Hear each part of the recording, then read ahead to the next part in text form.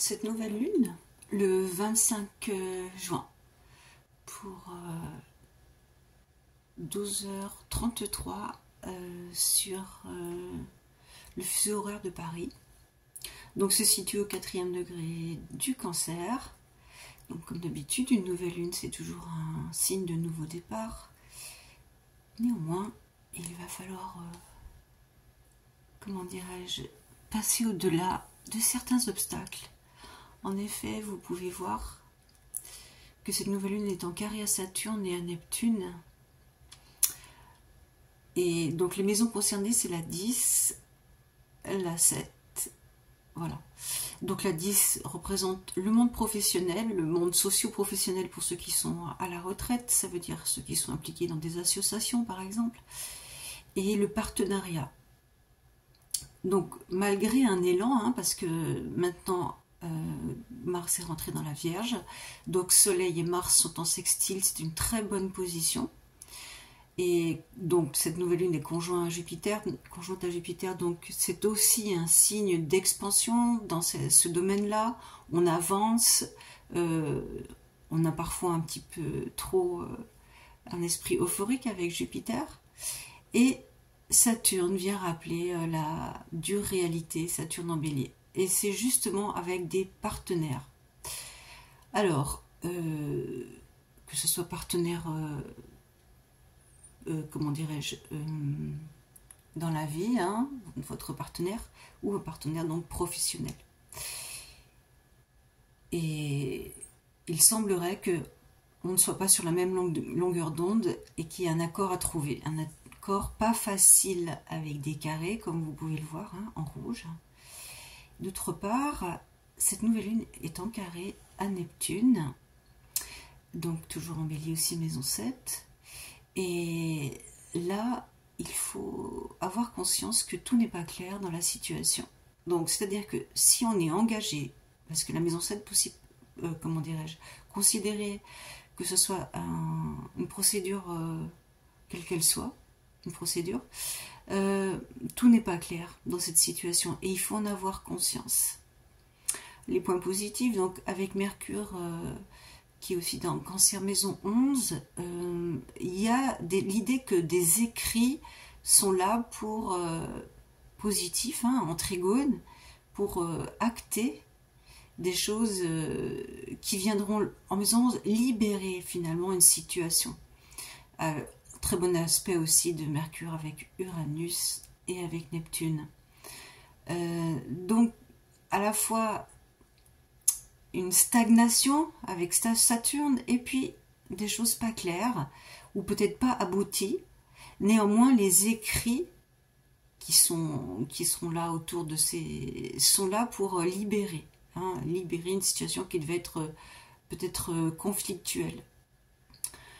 Vénus est conjointe à Uranus en maison 9, c'est-à-dire que les personnes qui peuvent être justement engagées dans des litiges concernant des biens ont toute la latitude pour agir, c'est-à-dire prendre les décisions au bon moment sans se poser trop de questions. Surtout le taureau, une fois qu'il avance doucement, mais quand il prend des décisions, c'est sûrement. Mars est aussi, donc Mars en Vierge est en sextile à Jupiter. Jupiter en maison 10, donc le monde de la profession. Alors ce Mars en 12, comment dirais-je, c'est à la fois la possibilité d'agir, on va dire, entre les lignes, de manière peut-être sournoise, et il est en carré à Uranus depuis quelque temps.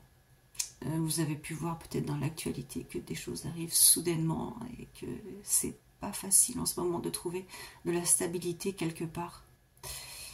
Donc à Uranus en maison 9, en Mars en 12, il y a peut-être des ennemis cachés qu'il ne faut pas sous-estimer, qui veulent s'opposer à une décision légale. Voilà. Donc en fait, cette nouvelle lune demande beaucoup d'attention et beaucoup de réflexion pour passer outre les pièges. Donc ce Jupiter, qui normalement en maison 10 devrait être pour favoriser l'expansion professionnelle sociale, est aussi bloqué par Saturne, par Neptune, c'est-à-dire qu'on ne sait pas trop où on va. À nouveau, c'est donc ces blocages avec les contrats. Moi, je dirais plutôt, vu la configuration, c'est plutôt des contrats, hein, et les partenaires pas clairs. Donc, il faut s'évertuer, si par exemple vous êtes en procès, de savoir si tout est clair, net et précis. Et si vous avez un doute, allez-y. Il faut éclaircir tout point qui pourrait être, peu clair. Alors, le nœud lunaire, donc bien sûr en Poisson, est bien aspecté. Il est en maison 7, c'est-à-dire la maison donc, du partenaire, ou alors, donc, comme je vous disais, du partenaire personnel ou professionnel. Et aussi, quand il s'agit quand on est engagé dans une procédure, on voit que Mercure, à nouveau, est libératoire, hein, pour des accords qui sont à trouver. Vénus aussi est en sextile, Vénus en maison 9, donc concernant des biens par exemple, il est libératoire. Donc le chemin que nous est proposé pour cette nouvelle lune, c'est-à-dire pour ces 30 jours prochains, c'est d'agir au mieux pour nos intérêts. Et on est bien aspecté pour cela. Alors Chiron reçoit un carré, donc Chiron en maison 8, qui parle donc d'argent qu'on attend, qu'on veut recevoir, hein, c'est pas l'argent que l'on gagne. Chiron en maison 8 reçoit un carré de Mercure, Cancer en maison 11. Il y a des blocages, comme si on vous empêchait, ou comme si on nous empêchait d'agir tel que nous voulons par rapport à des gains, et ça peut, comment dirais-je, affecter notre santé, dans la mesure où c'est Chiron. Alors être attentif à ça. Par contre, la lune noire, Scorpion, maison 2, est en trigone à cette nouvelle lune. C'est très bon. C'est-à-dire que les actions entreprises actuellement, sociales, professionnelles, concernant l'argent, sont favorisées. Et les choses qui étaient peut-être enterrées depuis longtemps seront déterrées et des accords seront passés pour le meilleur. Jupiter aussi, hein, est en trigone à la lune noire. Et il y a une sorte de délivrance, hein.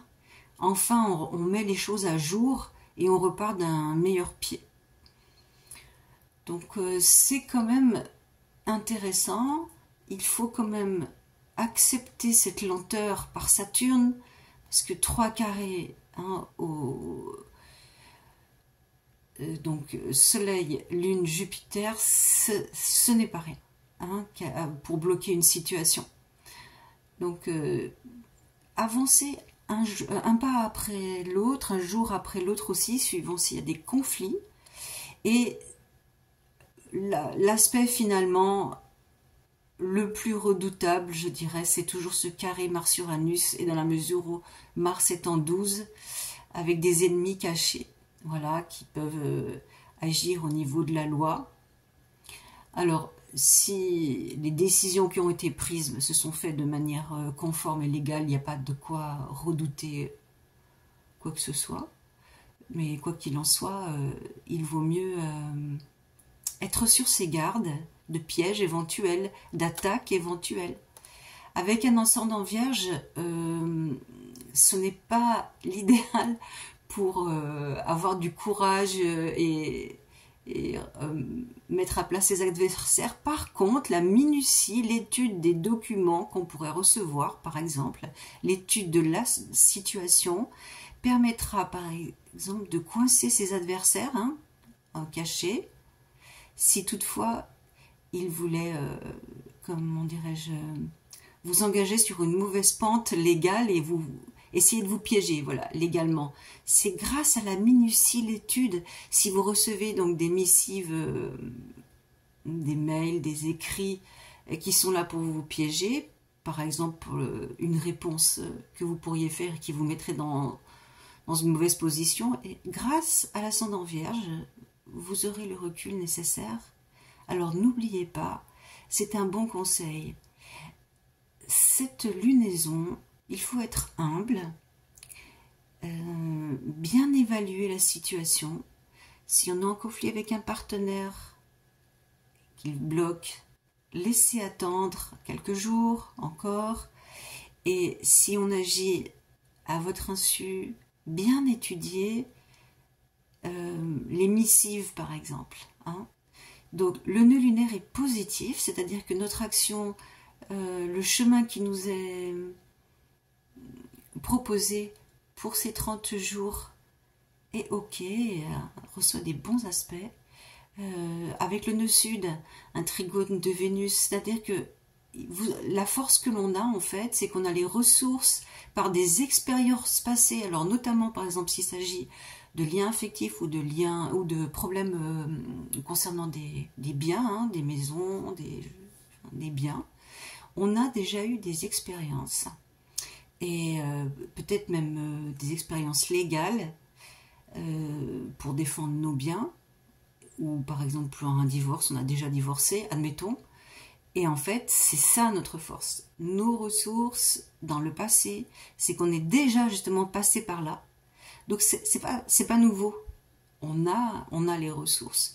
Donc voilà, c'est sur cette note positive que je vais finir cette analyse pour la nouvelle lune que je vous souhaite positive pour ce 25 juin. À bientôt.